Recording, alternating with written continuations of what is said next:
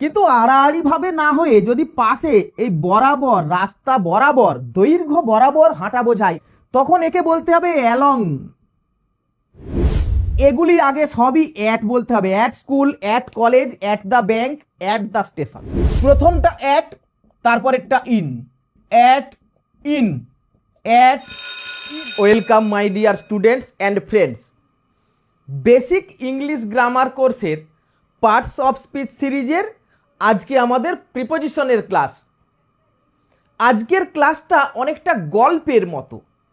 তোমার মনে হবে তুমি গল্প শুনছো, আর ক্লাসের শেষে প্রিপোজিশন তুমি খুব নিখুঁতভাবে শিখে যাবে। দেখো, আমি একটা সেন্টেন্স লিখে নিয়েছি, আমি ব্যাডমিন্টন খেলি। এটাকে যদি ইংরাজি বলতে বলি তোমরা প্রায় সবাই পারবে, আই প্লে ব্যাডমিন্টন। কি ঠিক বলেছি না? দেখো, এখানে শুধুমাত্র একটা সাবজেক্ট ছিল, ভার্ব ছিল আর অবজেক্ট ছিল। কি খেলি? ব্যাডমিন্টন।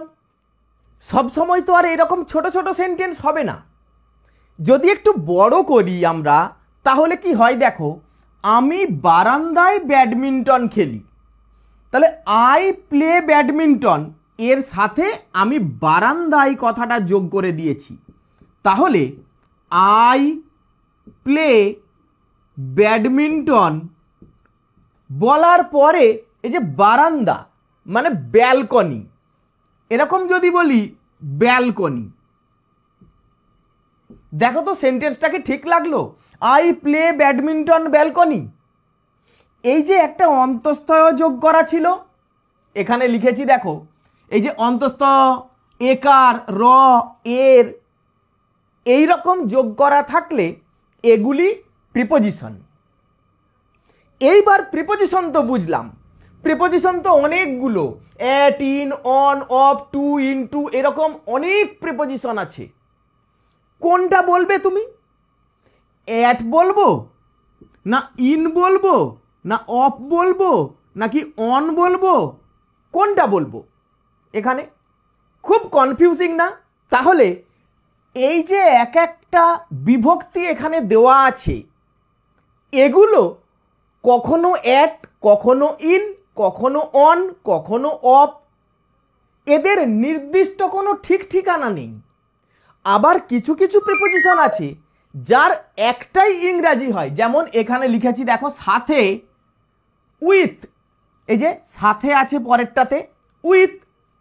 কাছে নিয়ার বা বাই, পাশে বিসাইড। তাহলে এই রকমও কিছু আছে। আবার বেশিরভাগ প্রিপোজিশনগুলোকে দেখে ঠিক করা যায় না এখানে কোনটা বসাতে হবে। তাহলে সমস্যাটা হলো, এই অন্তঃস্থ থাকলেই যে সব সময় অন হবে তা নয়। বারান্দায় বললাম অন দ্য ব্যালকনি, রাস্তায় হলে অন দ্য রোড, ঘরের এক কোনায় অ্যাট দ্য কর্নার, গুহায় ইন দ্য কেভ, হাওড়ায় ইন হাওড়া। পরের সেন্টেন্সটা দেখো, যখনই সেন্টেন্সটাকে তুমি বড় করছো, রাজু আর আমি, এখানে আর এর ইংরাজি হলো অ্যান্ড, তাহলে কনজাংশনগুলোরও একটা স্থির নির্দিষ্ট মানে আছে। দেখো, রাজু অ্যান্ড আই, এবারে ভার্ব বলতে হবে খেলি বলে উল্টো দিকে বলবো, তো এটা আমি শিখিয়েছি আগে। প্লে ব্যাডমিন্টন, এইবার বাড়িয়েছি কি পিন্টুর সাথে, তাহলে দেখো এই যে ছিল সাথে, উইথ পিন্টু, বারান্দায় অন দ্য ব্যালকনি, রোজ বিকালে, এই যে দেখো একার যোগ করা ছিল, এই যে দিয়েছিলাম একার যোগ করা থাকবে। তাহলে ইন দ্য আফটারনুন, রোজ মানে ডেলি, অথবা তুমি এভরিডে বলতে পারো। আবার everyday in the afternoon, daily in the afternoon, একসাথে ডেলি আফটারনুনও বলা যায়। তাহলে প্রিপোজিশন বাদে বাকি যে পার্টস অফ স্পিচগুলো রয়েছে এদের যদি অল্টারনেটিভ কোনো মানে থাকে, ইংরাজি শব্দ থাকে, সবগুলোই কারেক্ট। পেনটা খুব সুন্দর, this pen is very beautiful, this pen is very nice. দেখো সুন্দর কথাটার যতগুলো অল্টারনেটিভ সবগুলোই কারেক্ট, কিন্তু প্রিপোজিশনের বেলায় এমন নয়।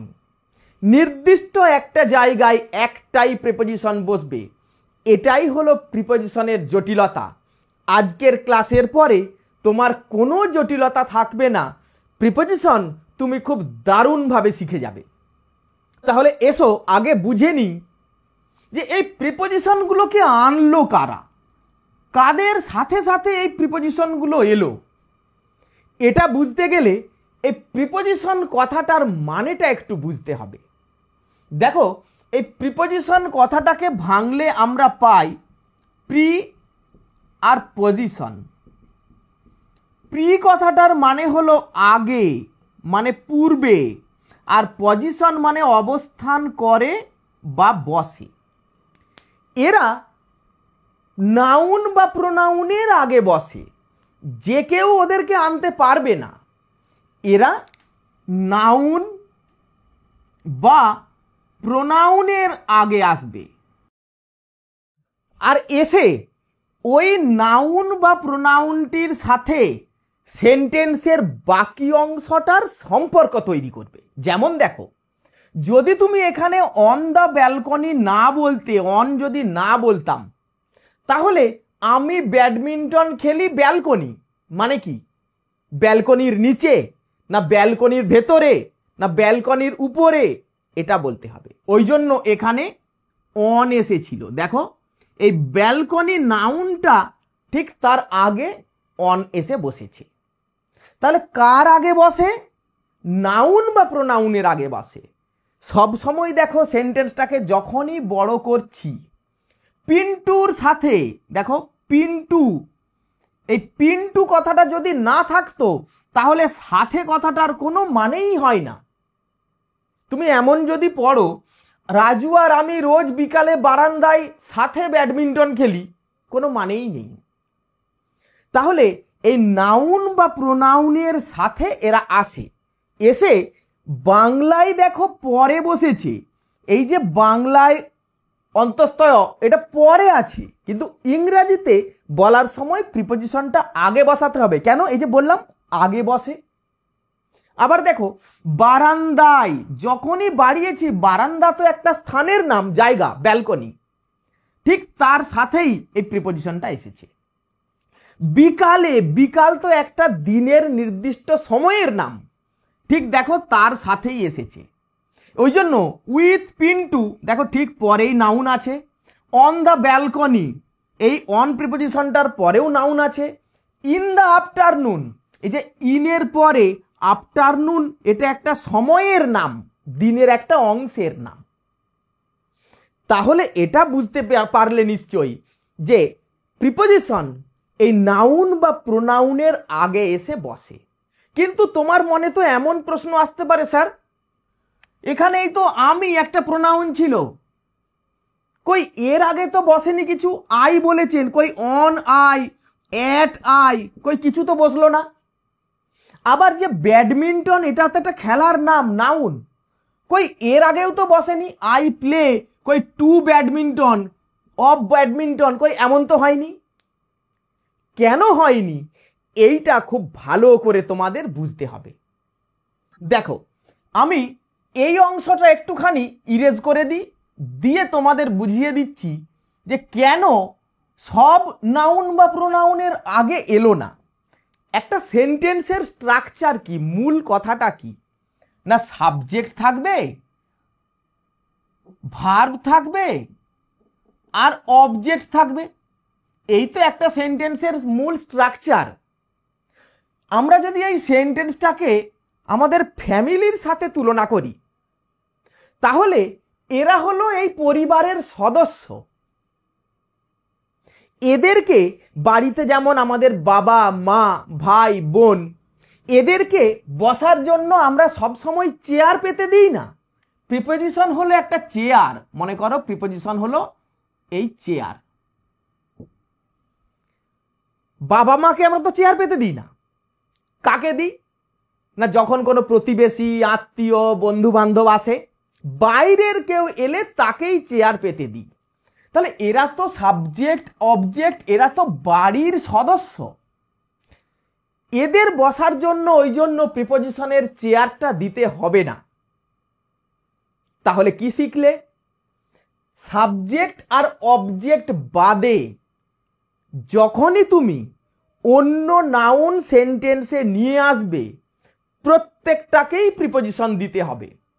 এইবার এই সেন্টেন্সগুলোতে এসো। রাজু আর আমি, সাবজেক্ট এখানে ছিল, এটি ছিল সাবজেক্ট, ওই জন্য কোনো প্রিপোজিশন দিতে হয়নি। রোজ বিকালে, এই যে একটা সময়কে ডেকে এনেছো, প্রিপোজিশন দিতে হবে এখানে। ইন দ্য আফটারনুন, বারান্দায় আবার একটা নাউন ডেকে নিয়ে এসেছো, অন দ্য ব্যালকনি বলতে হবে। পিন্টুর সাথে, এই যে এখানে লেখা ছিল পিন্টু, তাহলে আবার একটা নাউন ডেকে নিয়ে এসেছো, আবার প্রিপোজিশন দিতে হবে। কিন্তু ব্যাডমিন্টন এটি ছিল অবজেক্ট, তাহলে বাড়ির লোক অবজেক্ট, এর বেলায় প্রিপোজিশন লাগবে না। আমার কথাটা কি বোঝা গেছে? যদি বুঝতে পেরে থাকো তাহলে এখনই কমেন্টে একটা ইয়েস লিখে দেখাও, আমি দেখতে চাই তোমরা বুঝতে পারছো কিনা। এই রকম যত সেন্টেন্স আমরা বলবো সাবজেক্ট অবজেক্ট ছাড়া যদি কোনো কমপ্লিমেন্টও থাকে, যেমন দেখো আই হ্যাভ আ বাইক, আমার একটা বাইক আছে। এখানে এই যে বাইক কি আছে, বাইক এটা কিন্তু অবজেক্ট নয়, কারণ এটা ইনট্রানজিটিভ ভার্ব, আমি ভার্বের লেসনে তোমাকে শিখিয়েছি, কিন্তু এটা তো অবজেক্টের মতোই কাজ করছে। এর বেলাতেও দেখো কোনো প্রিপোজিশন তুমি দেবে না, কারণ এটা ছাড়া সেন্টেন্সটা ইনকমপ্লিট। আই হ্যাভ বললে কিছুই মানে বোঝায় না। তাহলে এও অবজেক্টের মতোই বাড়ির সদস্য। বাংলাতেও দেখো আমার একটা বাইক আছে, কোথাও কি এই সিমটমগুলো খুঁজে পেলে না, তাহলে এখানে প্রিপোজিশন লাগবে না। এখন তুমি বলতে পারো স্যার সব সময় কি সিমটমটা থাকবে, এরকম কিছু না কিছু থাকবে? হ্যাঁ থাকবে, একটা আধটা ব্যতিক্রম আছে, সেটা আমি তোমাকে একটু লিখে উদাহরণ দিয়ে বোঝাচ্ছি। দেখো, যখন আমরা স্থান বোঝাই সেই সময় দু একটা ক্ষেত্রে এই রকম কোনো সিমটম থাকে না। যেমন দেখো, আমি কলকাতা যাব, দেখো আমি আই যাব, শ্যাল গো, এই যে কলকাতা মানে হলো আমি কলকাতায় যাব, আমি দিল্লিতে যাব। এই সিমটমগুলো কখনো কখনো স্থানের ক্ষেত্রে আমরা অমিট করে দিই, কিন্তু দেখো যেহেতু এটা অবজেক্ট নয়, এই যে নাউনটা, ভার্বকে তুমি কি বা কাকে দিয়ে প্রশ্ন করে একে ধরতে পারবে না। আই শ্যাল গো, কি যাব কাকে যাব বললে তো এ উত্তর দেবে না, ও তো অবজেক্ট নয়। তাহলে কি বললাম, সাবজেক্ট অবজেক্ট বা কমপ্লিমেন্ট, মানে অবজেক্টেরই সমান, যাকে ছাড়া সেন্টেন্সটা ইনকমপ্লিট। এখানে তো কলকাতা ছাড়াও সেন্টেন্সটা কমপ্লিট, আমি যাব, আই শ্যাল গো। তাহলে এই এক্সট্রা যখনই নাউন বলবে তখনই তোমাকে একটা প্রিপোজিশন নিয়ে আসতে হবে। তাহলে এবার থেকে তুমি আর এই সিমটমগুলোর উপরে নির্ভর করবে না, তুমি বুঝে নেবে যে সেন্টেন্সটা কমপ্লিট হওয়ার পরেও এক্সট্রা যতই নাউন নিয়ে আসবো বা প্রোনাউন নিয়ে আসবো তারা প্রত্যেকে প্রিপোজিশন নেবে। তাহলে আমি যত প্রিপোজিশন প্রথমে এখানে লিখেছিলাম এগুলো কখনো স্থান বোঝায়, কখনো টাইম বোঝাতে ব্যবহার করি, কখনো পজিশন মানে অবস্থান বোঝাতে ব্যবহার করি। একে একে আমরা শিখে নিই। দেখো, প্রথমে আমরা শিখব অবস্থান বোঝাতে কোন প্রিপোজিশন কিভাবে ব্যবহার করতে হয়। এটা একটা সার্কেলের মধ্যে আমরা শিখে নেব। দেখো, প্রথমেই আমরা শিখব উপরে।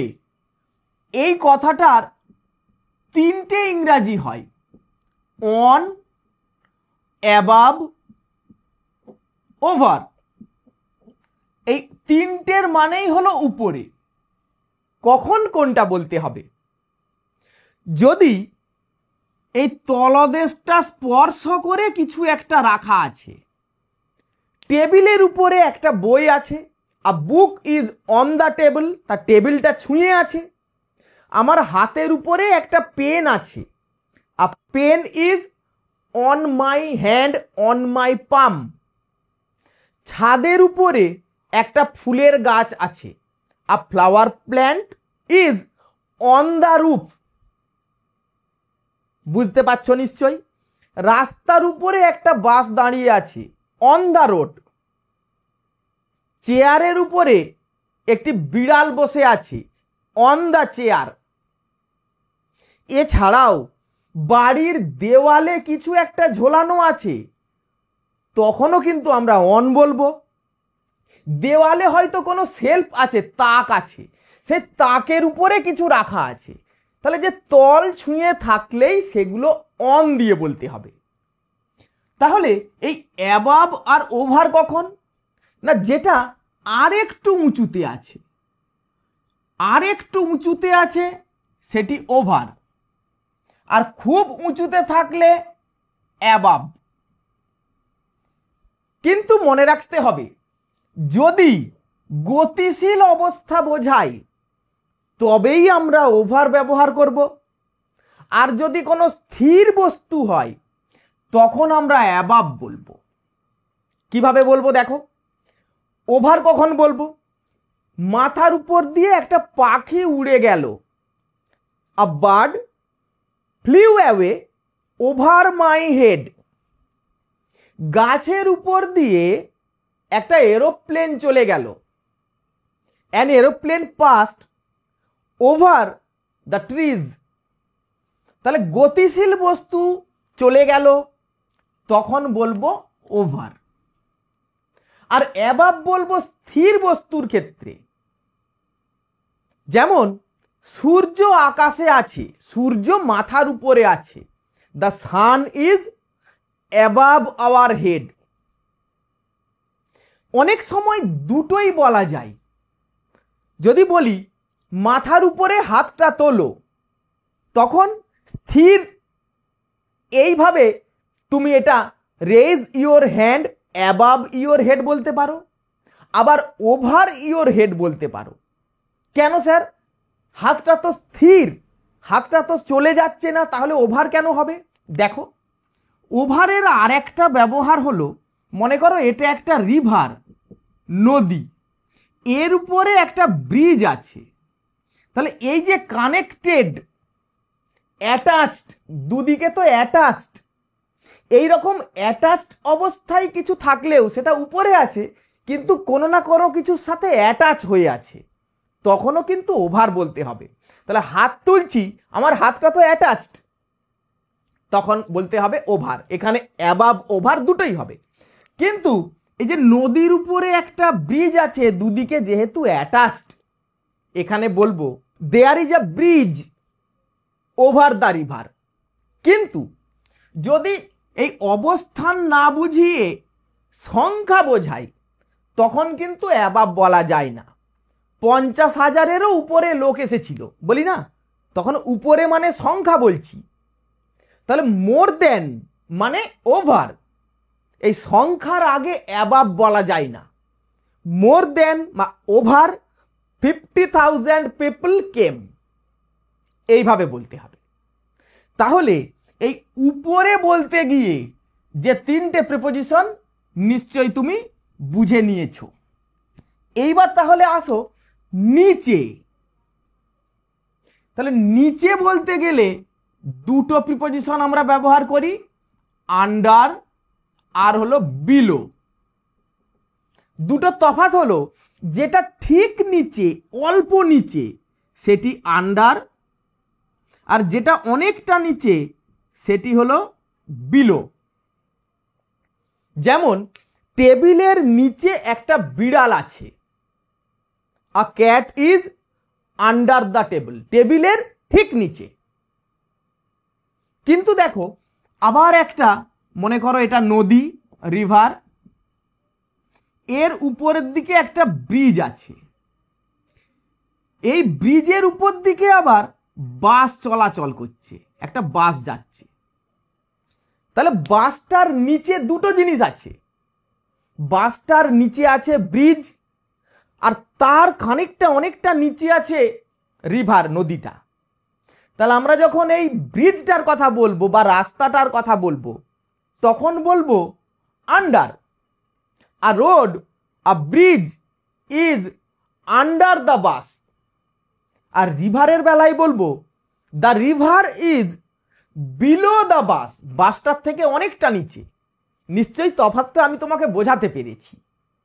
তাহলে বলো, গাছের নিচে একটা লোক বসে আছে, কি হবে আমাকে এক্ষুনি কমেন্ট করে জানাও। আমরা বলবো a man is under the tree, কারণ গাছের ঠিক নিচে, সেটার থেকে ছাড়িয়ে অনেকটা নিচে নয়। তাহলে যার নিচে আছে সেটার থেকে ছাড়িয়ে যখন অনেকটা নিচে হয়ে যাবে তখনই আমরা বিলো বলবো। ওই জন্য খেয়াল করবে এই আন্ডার এটারই ব্যবহার বেশি। আশা করছি এই পর্যন্ত তুমি খুব ভালোভাবে বুঝতে পেরেছো। তাহলে এসো এইবার দেখি আর কি কি প্রিপোজিশন আছে। এই অবস্থান বোঝাতে আর যেটা আছে সেটা হলো যদি পাশে বোঝায়, একদম পাশে, জানালার পাশে একটা চেয়ার আছে, এই পাশে কথাটার ইংরাজি হলো বিসাইড। আবার যদি বলি জানালার কাছে, এটি হলো বিসাইড। আবার যদি বলি কাছে, এই কাছে কথাটার কয়েকটা ইংরাজি দেখো, নিয়ার, বাই, এগুলো দিয়ে বলা যায়, নিয়ারও বলা যায়, বাইও বলা যায়। কিভাবে?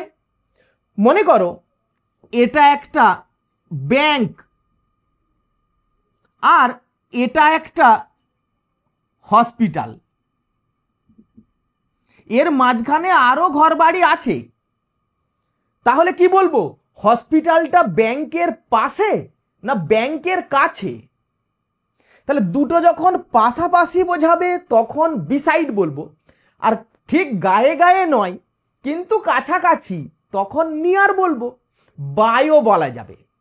তাহলে the hospital is near the bank, আর একেবারে কাছাকাছি বোঝালে বিসাইড অথবা বাই।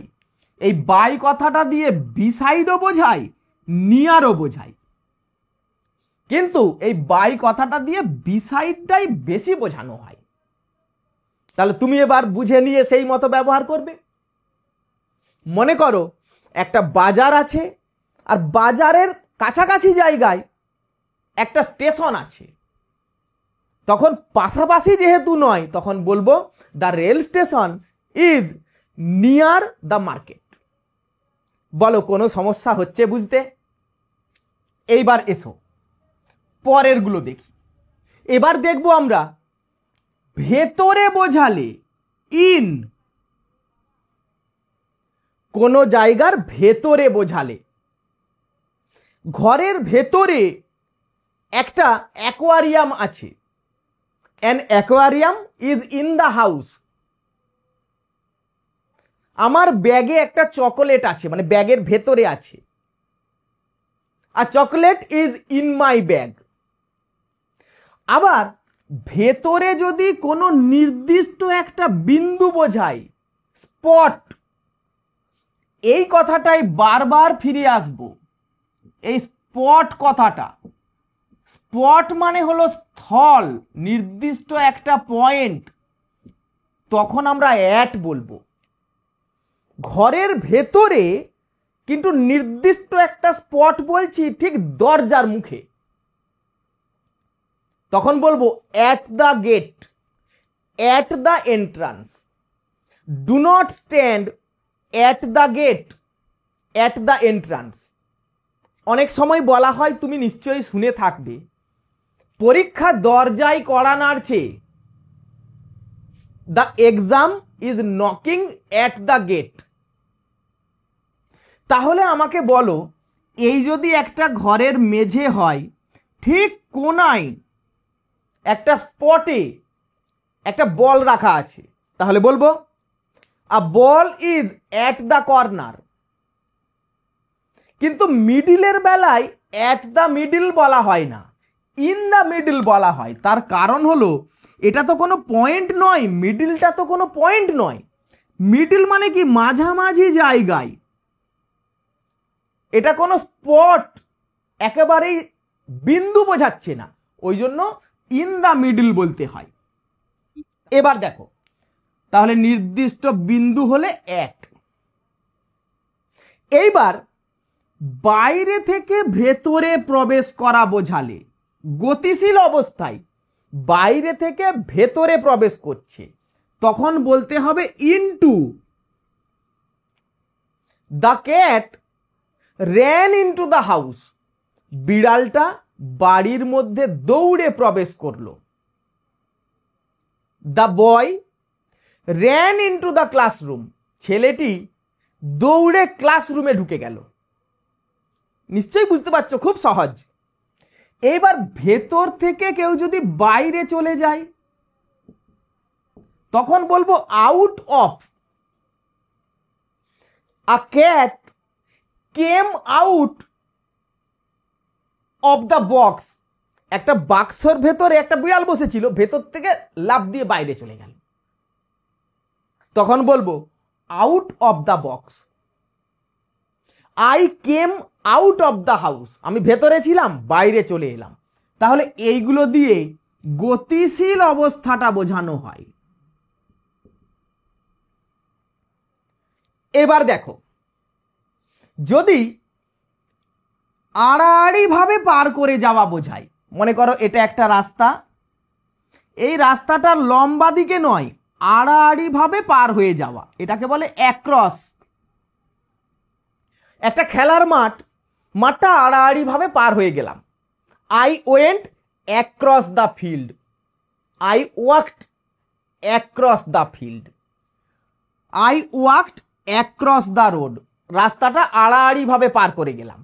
কিন্তু আড়াআড়ি ভাবে না হয়ে যদি পাশে এই বরাবর, রাস্তা বরাবর, দৈর্ঘ্য বরাবর হাঁটা বোঝায়, যাওয়া দৌড়ানো বোঝায়, তখন একে বলতে হবে অ্যালং।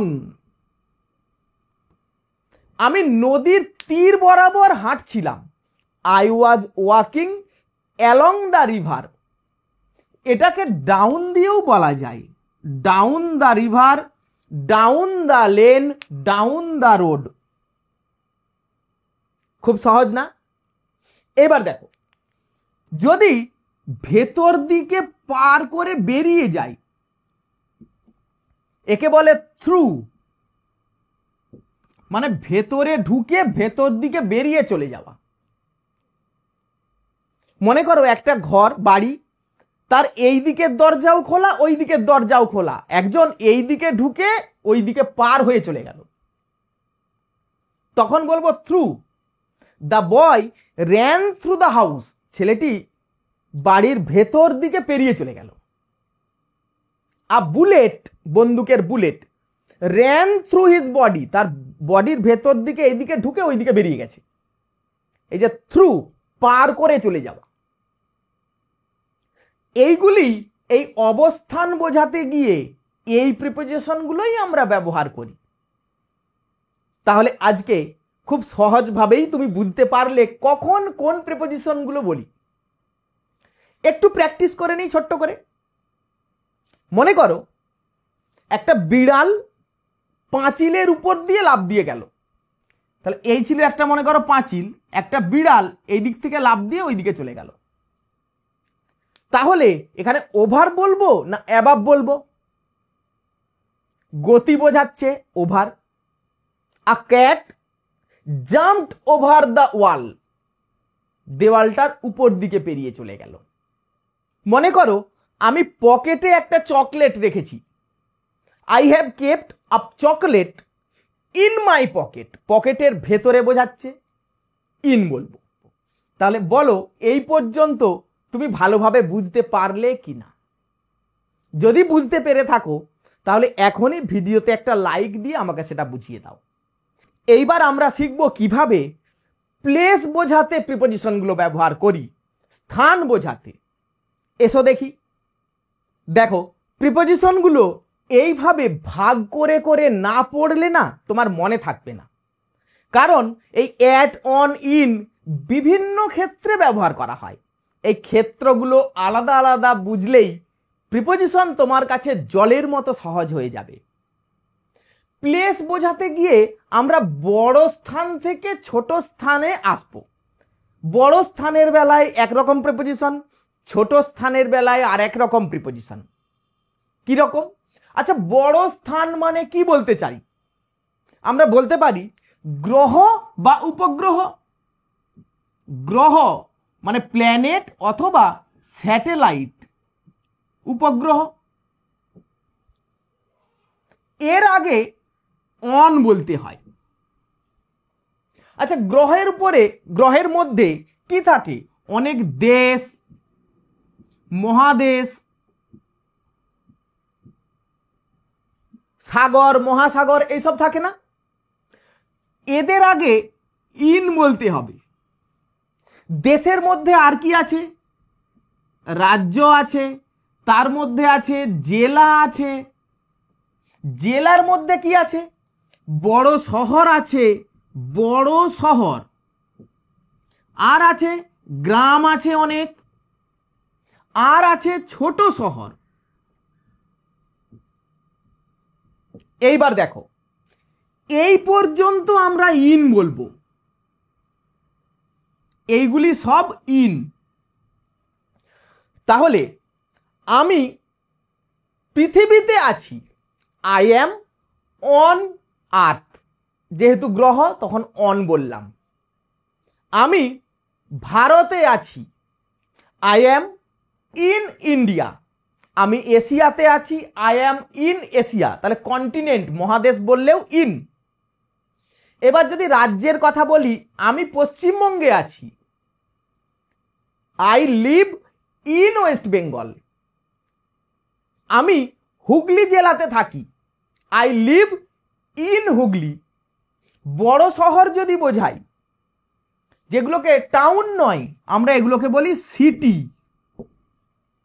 যেমন কলকাতা, দিল্লি, মুম্বাই, এরকম বড় বড় যে শহরগুলো, তখনও ইন বলতে হবে। আমি কলকাতায় থাকি, আমি টোকিওতে থাকি, আই লিভ ইন টোকিও। গ্রামের বেলায় এইরকম ছোট বড় ভাগ করা হয় না। গ্রাম সবসময়, যদি ভিলেজ কথাটা বলো তখন ইন, আর ভিলেজের নাম বললে, তাহলে গ্রামের যখনই নাম বলবে, গ্রামের নাম, তখনই কিন্তু এই ছোট শহর বা গ্রামের নাম বললেই অ্যাট হয়ে যাবে। নিশ্চয়ই বুঝতে পেরেছ। মনে করো তুমি একটা গ্রামে থাকো বা শহরে থাকো যার একটা অখ্যাত নাম মোহনপুর, এক্ষেত্রে বলতে হবে আই লিভ অ্যাট মোহনপুর। সাধারণত এই বড় শহরগুলো খুব পরিচিত হয়, এগুলোর নাম সবাই জেনে থাকে। অখ্যাত যেগুলো সেগুলো অ্যাট।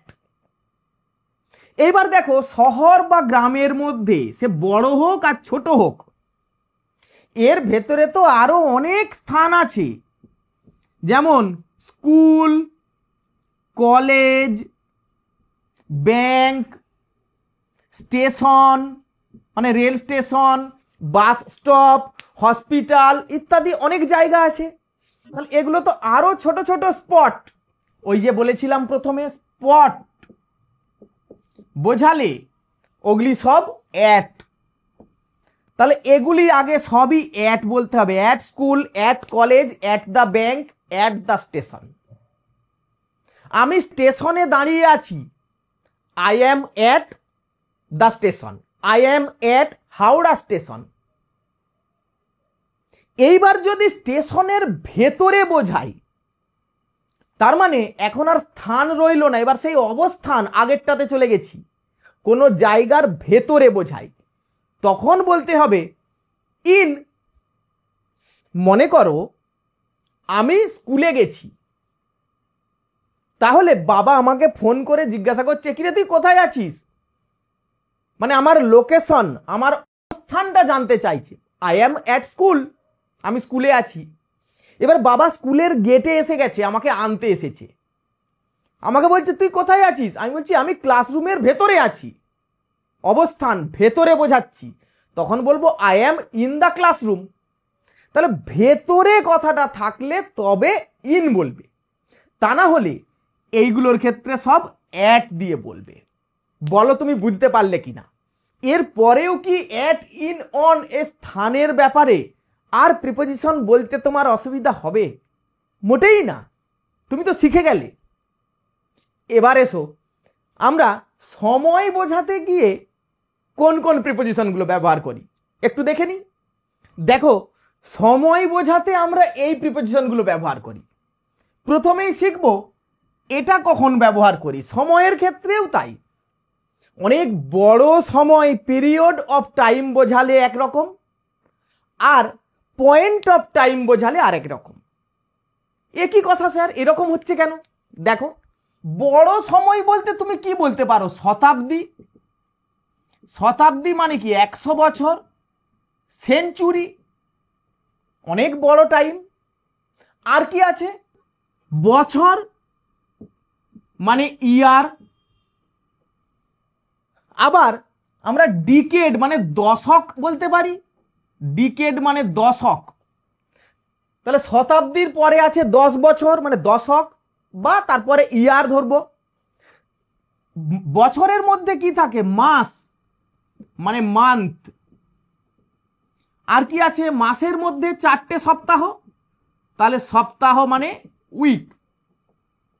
এইগুলির আগে ইন বলতে হবে। তাহলে অনেকটা স্প্যান অফ টাইম বড় যদি হয় তখন ইন বলবে। এইবার যখনই সপ্তাহের পরে, এবার কি এসে গেল? ক্যালেন্ডারের মতো না, বার বোঝাচ্ছে না। তাহলে সপ্তাহের নিচে আছে দিন মানে ডে বা ডেট, তারিখ, এক একটা দিন, তার আগে অন বলতে হবে। এবার একটু প্র্যাকটিস করে নিই। দেখো, আমি জানুয়ারি মাসে এখানে এসেছিলাম, আই কেম হেয়ার জানুয়ারি মাস, ইন জানুয়ারি। আবার যদি বলি নেতাজি সুভাষচন্দ্র বসু 1897 সালে জন্মেছিলেন, Netaji Subhas Chandra Bose was born in 1897। আমি প্রথম সপ্তাহে, মে মাসের প্রথম সপ্তাহে তোমাদের বাড়িতে যাব, I will go to your house, I will visit your house in the second week of May, দ্বিতীয় সপ্তাহে। তাহলে সপ্তাহ পর্যন্ত হলো ইন। এবার দিন বা তারিখ বললেই তখন এসে গেল অন। এবার দিনের তো অনেকগুলো ভাগ আছে, ক্রমশ আমরা বড় থেকে ছোটর দিকে আসছি। দিনের অনেকগুলো ভাগ আছে, সকাল, বিকেল, সন্ধ্যা। এই ভাগগুলোর মধ্যে যেগুলো বড় অংশ, যেমন সকাল অনেকটা, সূর্য ওঠার পর থেকেই দুপুরের আগে পর্যন্ত অনেকটা বড়। আবার দুপুরটা খুব ছোট। আমাদের বাংলা হিসাব অনুযায়ী বিশেষ করে গ্রীষ্মকালে যতক্ষণ চড়া রোদ্দুরের তাপ থাকে 3টে, 3:30 পর্যন্ত আমরা বলি দুপুর। আসলে তা নয়, আমরা ইংরাজি শিখছি, ইংরেজদের মতো করে বুঝতে হবে। ঠিক সূর্য যখন মাথার উপরে থাকে 12টা থেকে 1টা, এইটুকু ওরা দুপুর বলে। তারপরেই বিকেল শুরু হয়ে গেল, সন্ধ্যার আগে পর্যন্ত অনেক বড়। এই বড়গুলোকে ইন বলতে হয় আর ছোটগুলোর আগে অ্যাট। তুমি যদি বুঝতে অসুবিধা হয় তোমার, তাহলে দেখো তারও সহজ একটা উপায় আছে না। প্রথমে কি হয়, ডন ভোর, তারপরে মর্নিং সকাল হলো, তারপরে দুপুর নুন, তারপরে বিকাল আফটারনুন, তারপরে ডাস্ক বা টুইলাইট গোধূলি, তারপরে সন্ধ্যা হয়ে গেল ইভিনিং,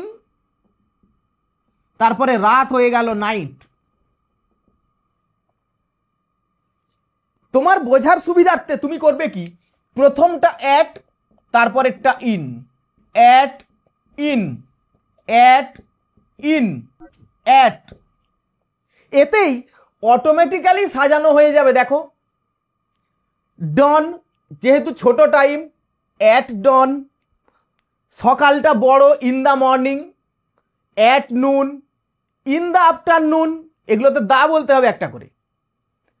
অ্যাট ডাস্ক, অ্যাটগুলোর সাথে আর দা বলতে হয় না। ইন দ্য ইভিনিং, স্যার সন্ধেটা কি করে বড় হয়, সন্ধে তো একটু পরেই রাত্রি হয়ে যায়। হ্যাঁ সেটা আমাদের হিসাবে হয়, কিন্তু যদি তোমার রাত্রিবেলা 11টার সময়ও রাস্তায় কোনো বন্ধুর সাথে তোমার দেখা হয়েছে, তুমি কি তাকে তখনই প্রথমেই বলবে গুড নাইট?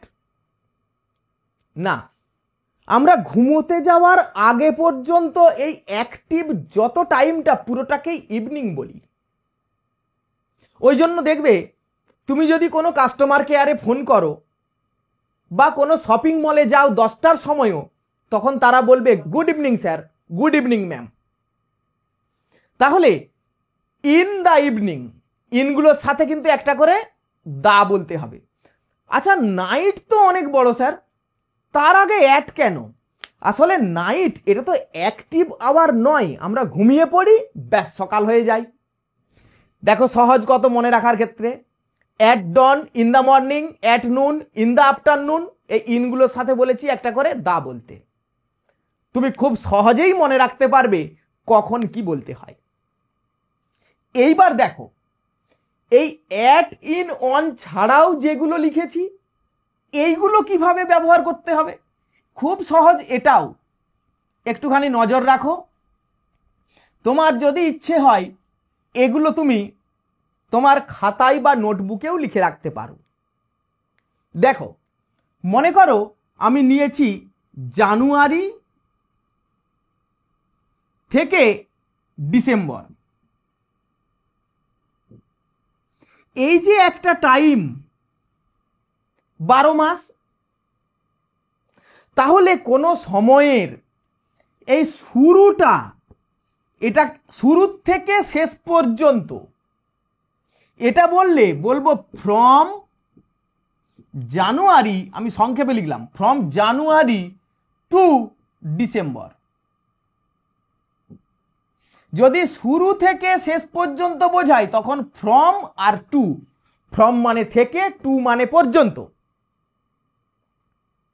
আবার যদি বলি শুধুমাত্র জানুয়ারি থেকে, জানুয়ারি থেকে কতদূর পর্যন্ত আর বলছি না, তখন কি ফ্রম জানুয়ারি বলবে? না, তখন বলতে হবে সিন্স জানুয়ারি। কেন ফ্রম নয়? না এইরকম কোন স্থান থেকে হলে ফ্রম। আমি দিল্লি থেকে এসেছি, I have come from Delhi. তাহলে থেকে কোনো স্থান থেকে বললে ফ্রম, আর কোনো সময়ের শুরু থেকে বললে সিন্স। কিন্তু এখানে তাহলে ফ্রম হলো কেন? না এখানে যেহেতু টু ছিল, এই একসঙ্গে ফ্রম আর টু থাকলে তবেই হবে। এবার যদি শুরুটা না বলে শুধুমাত্র বলি ডিসেম্বর পর্যন্ত, এই পর্যন্ত, তাহলে বলবো টিল ডিসেম্বর বা আনটিল ডিসেম্বর। তাহলে শুধুমাত্র পর্যন্ত বোঝালে তখন টিল আর আনটিল এইভাবে বলতে হবে। তাহলে জানুয়ারি থেকে ডিসেম্বর কত? 1 বছর, 1 ইয়ার, অথবা 12 মান্থস। তাহলে আমি 1 বছর ধরে কলকাতায় আছি, কলকাতায় বাস করছি, প্রেজেন্ট পারফেক্ট কন্টিনিউয়াস টেন্স হয়ে গেল। I have been living in Kolkata for 1 ইয়ার। এই 1 বছর ধরে, ধরে বললে তখন দেখো মনে পড়ছে তোমার, এবার ফর বলি আমরা। এইবার যদি অনেক দিন ধরে বোঝায়, একটা বেশি সময় ধরে বোঝায়, তখন ধরে না, কথাটা হলো জুড়ে, সারা শীতকাল জুড়ে, গ্রীষ্মকাল জুড়ে। এই যে গ্রীষ্মকাল ধরে, শীতকাল ধরে বা জুড়ে, সেটাকে আমরা এই যে ডিউরেশন বোঝাই তখন বলি ডিউরিং। ডিউরিং উইন্টার মানে হলো শীতকাল চলাকালীন, ভালো করে বাংলায় বললে বলবো চলাকালীন। আর উইদিন বা বাই কখন বলতে হয়? যখন কোনো নির্দিষ্ট সময়ের মধ্যে, 7টার মধ্যে হাজির হয়ে যাবে। Come here within 7 PM, by 7 PM। Within মানেই অনেকটা বাই, তাহলে দেখো বাই দিয়ে পজিশনও বোঝায়, সময়ও বোঝায়। এই যে দেখছো ইন, অন, অ্যাট দিয়ে সময় বোঝায়, অবস্থান বোঝায়, প্লেস বোঝায়। আজকের পর থেকে তোমার আর আইডেন্টিফাই করতে কোনো অসুবিধেই হবে না। এইবার এসো আমরা শিখে নিই টু কখন ব্যবহার করা হয়। খুব ইম্পর্ট্যান্ট একটা প্রিপোজিশন টু। এসো সেটা এবার দেখি। দেখো গতি, অভিমুখ বা দিক বোঝাতে বেশিরভাগ ক্ষেত্রেই টু বলি। আমি বাজারে যাচ্ছি, এই হলো বাজার, মার্কেট। আমি বাজারে যাচ্ছি, তাহলে এটা একটা দিক বোঝাচ্ছে, অভিমুখ বোঝাচ্ছে। I am going to market. ওই জন্য দেখবে এই যাওয়া গো ভার্বের সাথে কিন্তু টু প্রেপোজিশনটাই বসানো হয়। I am going to market, I am going to school, he is going to Tokyo, to Paris. এইবার দেখো তোমরা শুনেছ টুয়ার্ডস বলে একটা প্রিপোজিশন আছে। সেটা কি জিনিস না, আমি বাজারের দিকে যাচ্ছি, কিন্তু বাজার পর্যন্ত নাও যেতে পারি। তাহলে ওই পর্যন্ত যদি যাওয়া, এটাকে টার্গেট করে সেখানে যাওয়া বোঝালে টু, আর সেই মুখে যাচ্ছি নাও যেতে পারি, হয়তো অন্য কোনো দিকে ঘুরে যাব, বা এখানে তার আগেই আমার কাজ মিটিয়ে চলে আসবো, তখন বলি টুয়ার্ডস, মানে বাজারের দিকে যাচ্ছি কিন্তু বাজার পর্যন্ত যাব না। এবার দেখো যদি ঘুরে যাই, ডান দিকে বা বাঁ দিকে ঘুরে গেল, টার্ন টু দ্য রাইট, ডান দিকে ঘুরে গেল। তোমাকে বলছি এবার ডান দিকে ঘুরে যাও, turn to the right, turn to the left. তাহলে অভিমুখ মানে ঘুরে যাওয়া বোঝালে তখনও কিন্তু টু বলতে হবে। এবার দেখো দিক বোঝাতে গেলে তখন আমরা কোন প্রিপোজিশন বলবো? দিক মানে মনে করো এটা নর্থ, এটা সাউথ, এটা ইস্ট, এটা ওয়েস্ট। এই যে দিক বোঝালে সূর্য পূর্ব দিকে ওঠে, the sun rises in the east.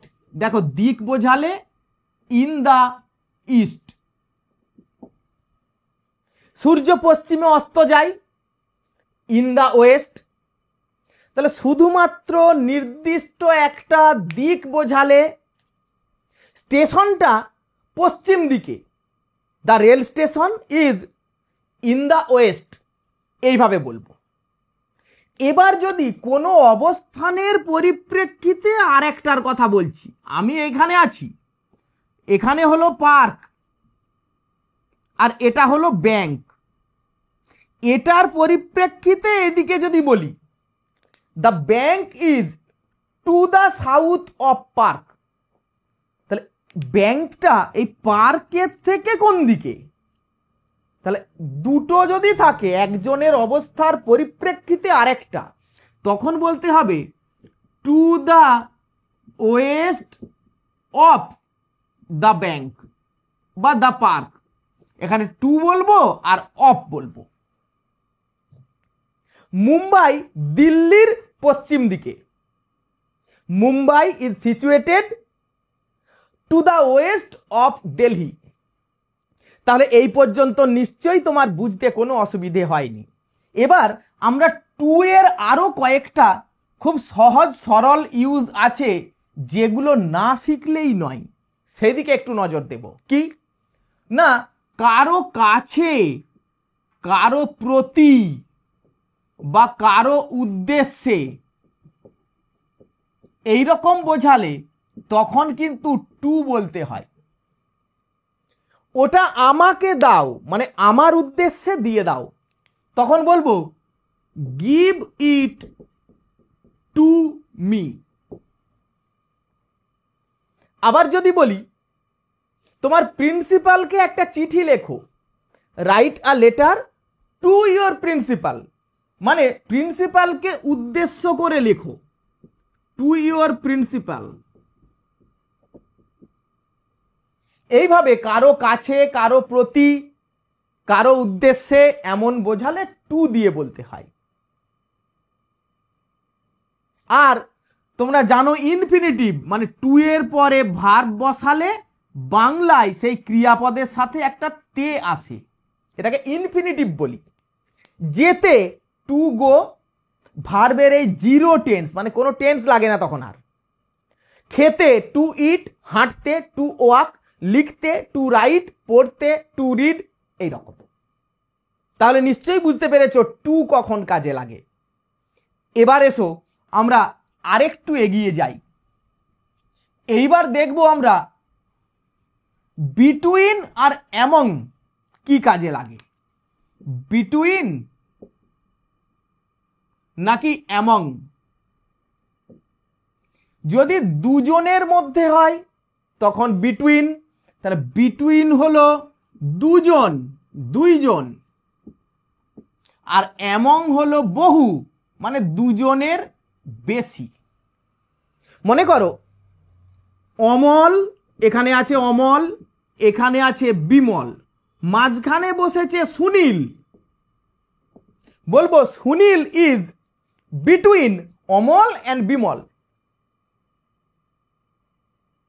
দুটো বাড়ি, তাদের মাঝখানের যে রাস্তাটা খুব সরু, তাহলে বলবো দ্য লেন, গলিটা between the two houses is very narrow, এই দুটো বাড়ির মাঝখানে।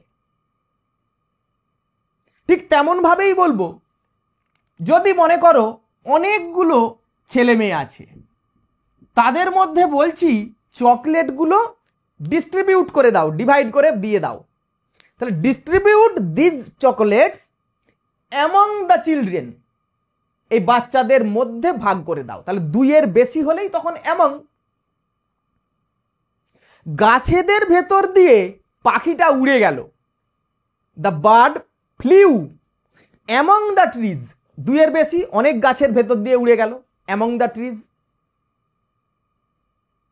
এইভাবে এই বিটুইন আর অ্যামং এটা খুব সহজ, তোমরা একবার শুনেই নিশ্চয়ই বুঝতে পেরেছো। এইবার দেখো আরেকটা খুব ইম্পর্টেন্ট প্রিপোজিশন নিয়ে আমি এখনো পর্যন্ত একটুও আলোচনা করিনি, অথচ বোধহয় সবচেয়ে বেশি ব্যবহার করা হয় অফ। এটি ওই যে র বা এর বোঝাতে সবচেয়ে বেশি কাজে লাগে। বাড়ির দেওয়াল, দেখো বাড়ির দেওয়াল, এই যে র আছে, the wall of the house, এটা দিয়ে কার সেটা বোঝানো হয়। দলের player, the player of the team. আমার ভাইয়ের বন্ধু, the friend of my brother. তোমার দেশের লোকজন, পিপল অফ ইয়োর কান্ট্রি।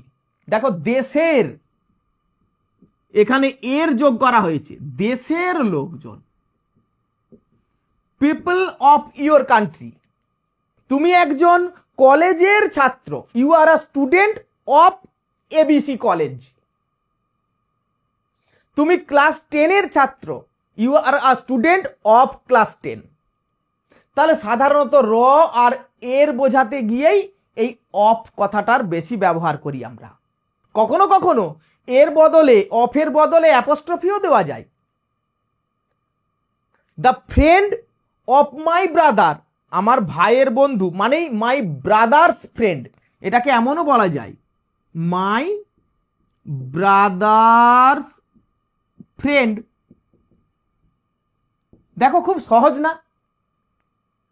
এছাড়া সোনার আংটি, দেখো সেখানেও র আছে, সোনার আংটি মানে সোনা দিয়ে তৈরি আংটি। The ring made of gold, তাহলে এখানে বলবো মেড অফ গোল্ড। তাহলে সাধারণত র বা এর এগুলো এইভাবে অফ দিয়ে বলা হয়। এবার আমরা দেখব বাই আর উইথ কখন কখন ব্যবহার করি।